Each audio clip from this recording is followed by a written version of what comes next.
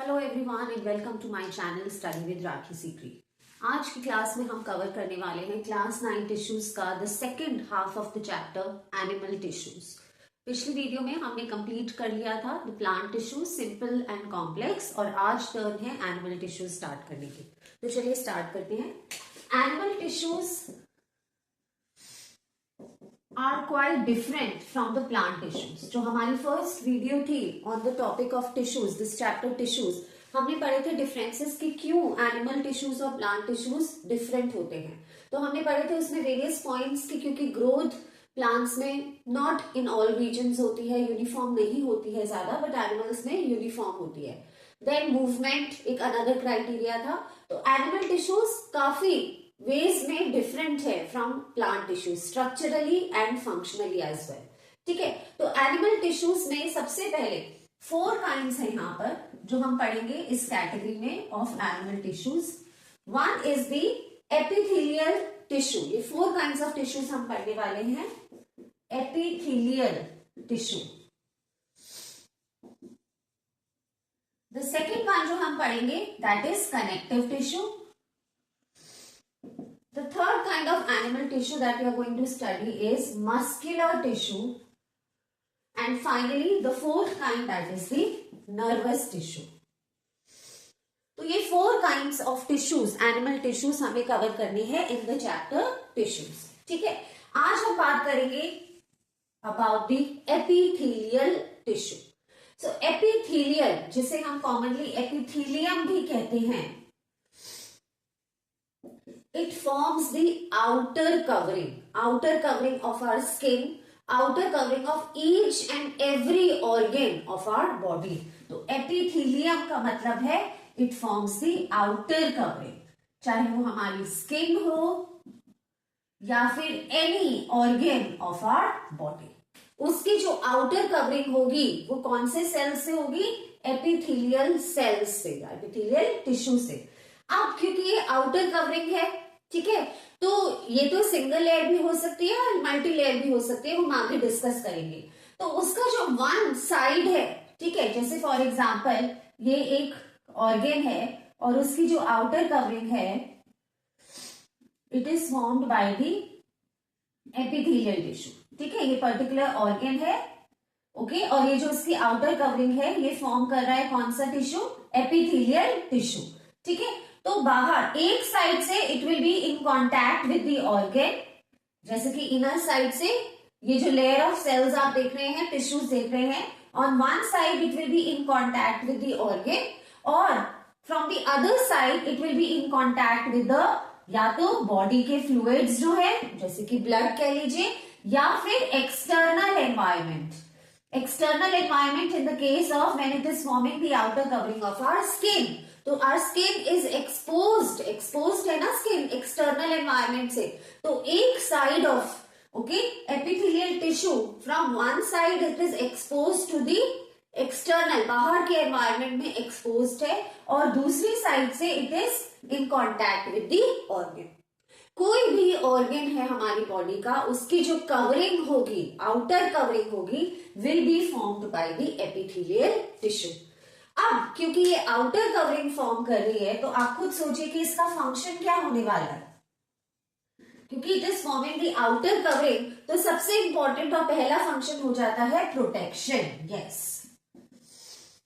So it is a layer of cells which protects the organ, okay, from any injury, okay, or any attack by any microorganism or anything।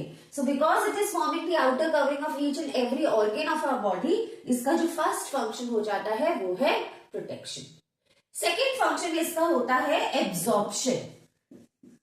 ठीक है, अब अगर हमारी body में water and minerals है, for example nutrients है, वो absorb होने हैं, it has to go to each and every cell, तो it has to cross through this epithelial tissue. अगर उस ऑर्गन तक कुछ पहुंचना है तो वो किसे क्रॉस करके जाएगा? इसे एपिथेलियल टिश्यू की लेयर को, क्योंकि आउटर कवरिंग फॉर्म कर रही है तो उस लेयर को क्रॉस करके जाएगा। तो इसका जो फंक्शन हो जाता है एब्जॉर्प्शन। ठीक है, थर्ड इंपॉर्टेंट फंक्शन होता है एपिथेलियल टिश्यू का secretion. Secretion in case of अगर कोई ये ग्लैंड्स का ओके, ग्लैंड्स क्या रिलीज करते हैं, एंजाइम्स रिलीज करते हैं, हॉर्मोन्स रिलीज करते हैं। तो इस केस में जब ग्लैंड्स एंजाइम्स और हॉर्मोन्स रिलीज करते हैं तो ये एपिथेलियल टिश्यू से ही क्रॉस होकर जाएंगे। तो जब ये एपिथेलियल टिश्यू लाइनिंग फॉर्म कर रही है किसी भी ग्लैंड की, ओके, अगर ग्लैंड की आउटर कवरिंग फॉर्म कर रही है तो उस केस में जो फंक्शन है एपिथेलियल टिश्यू का क्या हो जाता है, सिक्रीशन। ठीक है, another important function of epithelial tissue is sensory या सेंसेशन। बिकॉज ये आउटर कवरिंग है, इसमें क्या प्रेजेंट है, इसमें सेंसरी रिसेप्टर्स प्रेजेंट है। रिसेप्टर्स प्रेजेंट है जो कि सेंसेशन को फील करते हैं, ओके, नर्व इंपल्सेस को एक्सेप्ट करते हैं और ट्रांसमिट करते हैं to the required part of the body. ठीक है, तो बिकॉज ये आउटर कवरिंग फॉर्म कर रही है, इसमें क्या होंगे, सेंसरी रिसेप्टर्स होंगे to receive the nerve impulses, to receive the signals and transmit it further. ठीक है, तो मेन फंक्शन हुए इसका protection, absorption, secretion and sensation. ठीक है, एक और फंक्शन आप चाहे तो लिख सकते हैं which is quite related to absorption and secretion only, and that is transportation. ठीक है, सो ट्रांसपोर्ट करेगा substances from one organ to another, ये भी इसका एक फंक्शन हो सकता है। एक्सचेंज ऑफ गैसेस, ठीक है, अगर ये एल्वेलाई की आउटर कवरिंग फॉर्म कर रही है एपिथेलियल टिश्यू तो एक्सचेंज ऑफ गैसेस उसका काम हो जाएगा। ठीक है, तो ये है एपिथेलियल टिश्यू, एपिथेलियम भी कहते हैं। जैसे मैंने कहा आपको, ये outer covering of our body, skin या फिर कोई भी ऑर्गन ऑफ आवर बॉडी का जो first layer, outer covering layer होगा, that is going to be the epithelium. ठीक है, फ्रॉम वन साइड, क्योंकि आउटर कवरिंग फॉर्म कर रही है तो एक साइड से तो इट इज एक्सपोज्ड बाहर के एनवायरमेंट से, या कोई बॉडी फ्लूइड है, लिम्फ है या ब्लड है, ठीक है, उससे एक्सपोज्ड है बाहर के एनवायरमेंट से, और अंदर की तरफ it is exposed to the, और इट इज इन कॉन्टैक्ट और टचिंग दी ऑर्गन जिसकी वो आउटर कवरिंग फॉर्म कर रही है। ठीक है, और फंक्शंस क्या होने वाले हैं, आउटर कवरिंग है तो ऑफकोर्स फंक्शन होगा पहला प्रोटेक्शन, एब्जॉर्प्शन एक फंक्शन है, ठीक है, वाटर, मिनरल्स, न्यूट्रिएंट्स एब्जॉर्ब करना है। सिक्रीशन, अगर ग्लैंड्स की आउटर कवरिंग है ये तो वो एंजाइम्स और हार्मोन सिक्रीट करेगी, और सेंसरी रिसेप्टर्स इसके आउटर कवरिंग है तो रिसेप्टर्स प्रेजेंट होते हैं to receive and transmit the nerve impulses. ठीक है, अब एपिथेलियल टिश्यू फर्दर डिवाइडेड है सिंपल एंड स्ट्रैटिफाइड में, और फर्दर स्क्वैमस, क्यूबॉइडल और कॉलमनर में। तो आइए इसकी बाइफर्केशन के बारे में बात करें। सो चलिए अब पढ़ते हैं about epithelial tissue in detail. Now, epithelial tissue को हम 3 टाइप्स में बाइफर्केट करते हैं। One is the squamous epithelial tissue, फिर आता है हमारा क्यूबॉइडल एपिथेलियल टिश्यू, और थर्ड है हमारा कॉलमनर एपिथेलियल टिश्यू। अब ये जो नेमिंग है स्क्वैमस, क्यूबॉइडल और columnar, it depends upon the shape of the cell कैसी है। Okay, cells which are making up the tissue, उन सेल्स की शेप पे ये नेम्स दिए गए हैं, स्क्वैमस, क्यूबॉइडल और कॉलमनर। स्क्वैमस का मतलब होता है बेटा थिन फ्लैट सेल्स, इस तरीके से। कैसे सेल्स हैं इसके, थिन है, पहले तो थिन लिख लेते हैं यहां, थिन फ्लैट सेल्स प्रेजेंट है इस तरीके से। ठीक है, ये उनका बेसमेंट मेम्ब्रेन हो गया, जो नीचे आप देख रहे हैं that is the basement membrane. और ये कैसे सेल्स है, थिन है और फ्लैट है। ठीक है, न्यूक्लियस यहाँ प्रेजेंट है सेंटर ऑफ द सेल में। ठीक है, इस तरीके के सेल्स हैं। क्यूबॉइडल, जैसे कि नेम ही आपको बता रहे हैं किस शेप के सेल्स हैं, क्यूबॉइडल इन शेप है, क्यूब शेप सेल्स हैं इस तरीके से।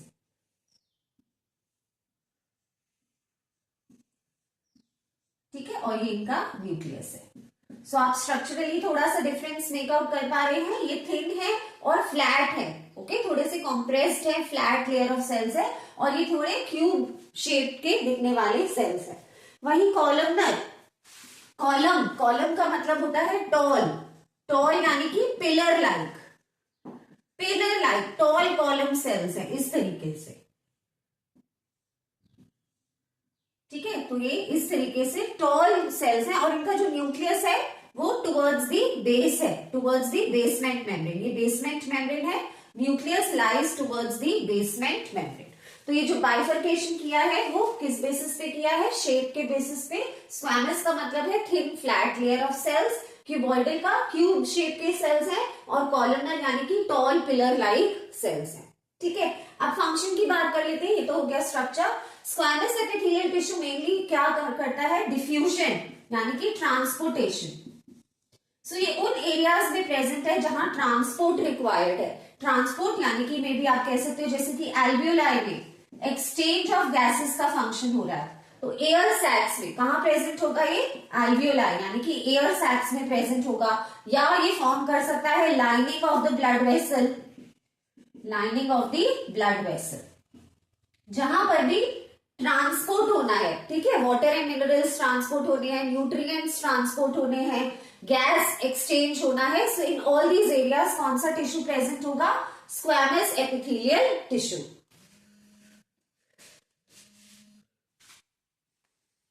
चलिए अब बात कर लेते हैं क्यूबॉइडल एपिथेलियल टिश्यू की। क्यूब शेप सेल्स हैं, इनका मेन जो फंक्शन है वो क्या है, एब्जॉर्प्शन। ठीक है, उनके साथ साथ सीक्रीशन भी। ठीक है, तो ये आप सोचो कि किस ऑर्गन ऑफ द बॉडी में प्रेजेंट होगा जहां पर एब्जॉर्प्शन और सीक्रीशन हो रहा है। सीक्रीशन हो रहा है मेनली कहां पर, जहां पे भी ग्लैंड्स प्रेजेंट है। तो हर ग्लैंड की जो आउटर कवरिंग होगी वो किससे बनी होगी, क्यूबॉइडल एपिथेलियल सेल से बनी होगी। ठीक है, सिमिलरली ये कहां और प्रेजेंट हो सकता है, किडनी ट्यूब्यूल्स में भी। ठीक है, वहां पे क्या होना होता है, एब्जॉर्ब होना होता है। आपने पढ़ा है रीएब्जॉर्प्शन ऑफ न्यूट्रिएंट्स, या पढ़ेंगे सॉरी आगे फर्दर। तो रीएब्जॉर्प्शन होना होता है न्यूट्रिएंट्स का और सॉल्ट्स का, तो वहां किडनी ट्यूब्यूल्स में क्यूबॉइडल एपिथेलियल सेल्स प्रेजेंट होते हैं, जहां पे भी एब्जॉर्प्शन और सिक्रीशन ये दो फंक्शंस परफॉर्म हो रहे हैं जिस भी ऑर्गन ऑफ आवर बॉडी में। वहां पे जो उस ऑर्गन की आउटर लाइनिंग है वो कौन बनाएगा, क्यूबॉइडल एपिथेलियल सेल्स। ठीक है, और यही कॉलमनर में जो कि टॉल पिलर लाइक सेल्स है वो कहां प्रेजेंट होंगे, ये उन एरियाज में प्रेजेंट है जहां पे भी प्रोटेक्शन रिक्वायर्ड है। प्रोटेक्शन रिक्वायर्ड है, कुछ अमाउंट में एब्जॉर्प्शन भी रिक्वायर्ड है। सो जैसे कि, और कई बार इनमें क्या प्रेजेंट होता है, सीलिया प्रेजेंट होता है। सीलिया क्या होता है, फिंगर लाइक थोड़े से प्रोजेक्शंस होते हैं थ्रेड लाइक, जो कि हेल्प करते हैं इन द मूवमेंट। ठीक है, तो मूवमेंट के लिए भी कॉलमनर एपिथेलियल सेल्स प्रेजेंट होंगे। जैसे कि फॉर एग्जांपल अगर मैं बात करूं डाइजेस्टिव ट्रैक्ट, तो डाइजेस्टिव ट्रैक्ट में ये प्रेजेंट होंगे।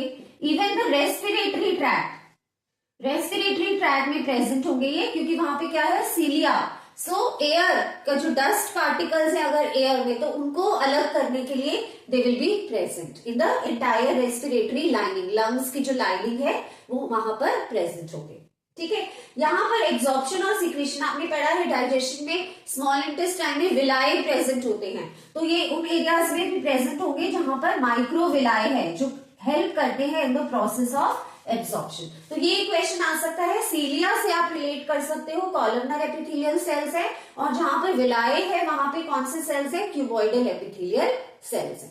ठीक है, अब ये जो स्क्वैमस, क्यूबॉइडल और कॉलमनर है, इन तीनों को हम दो कैटेगरीज में फर्दर डिवाइड करते हैं। यानी कि एपिथेलियल टिश्यू को आप कह सकते हो सिंपल, या आप इसे कह सकते हो स्ट्रैटिफाइड, सिंपल या फिर स्ट्रैटिफाइड, और ये सब पे एप्लीकेबल है। Simple squamous, stratified squamous. Cuboidal के लिए भी simple cuboidal, stratified cuboidal. Columnar के लिए भी सिंपल कॉलमनर या फिर स्ट्रैटिफाइड कॉलमनर। मतलब क्या है, डिफरेंस क्या है, सिंपल का मतलब है one layer, one single layer, जैसे कि मैंने यहाँ पर ड्रॉ किया है ना, वन लेयर ड्रॉ करी है सेल्स की। तो सिंपल का मतलब है then the cells are arranged in one single layer. Stratified का मतलब होता है multiple layers, many layers placed one above the other. अब अगर इसी में मैं ऊपर ऊपर ऊपर और लेयर्स बनाती रहूंगी, चाहे वो स्क्वैमस है, चाहे वो क्यूबॉइडल की मल्टीपल लेयर्स, चाहे वो कॉलमनर की मल्टीपल लेयर्स बनाती रहूंगी, तो अगर वो मल्टीपल लेयर्स में अरेंज्ड है तब हमें उसे कहते हैं स्ट्रैटिफाइड। और अगर ये सिंगल लेयर में, वन सिंगल लेयर में अरेंज्ड है, तब हम इसे कहते हैं सिंपल। तो सिंपल स्क्वैमस भी हो सकता है, सिंपल क्यूबॉइडल, सिंपल कॉलमनर भी हो सकता है अगर वो सिंगल लेयर में अरेंज्ड है, और अगर मल्टीपल लेयर्स में अरेंज्ड है तो वो स्ट्रैटिफाइड स्क्वैमस कहलाएगा, या स्ट्रैटिफाइड क्यूबॉइडल, या फिर स्ट्रैटिफाइड कॉलमनर। ठीक है, तो ये था हमारा कंप्लीट एपिथेलियल टिश्यू का topic which is a part of animal tissues. और नेक्स्ट अब हम करेंगे about the connective tissue which we will cover in the upcoming video. Topic आपको समझ आया हो अच्छे से तो प्लीज वीडियो को जरूर लाइक कीजिएगा। चैनल पर पहली बार आए हैं तो प्लीज सब्सक्राइब कीजिएगा और अपने फ्रेंड्स के साथ ज्यादा से ज्यादा शेयर कीजिएगा। मैं मिलती हूँ आपसे अगली वीडियो में, तब तक के लिए बाय एंड टेक केयर।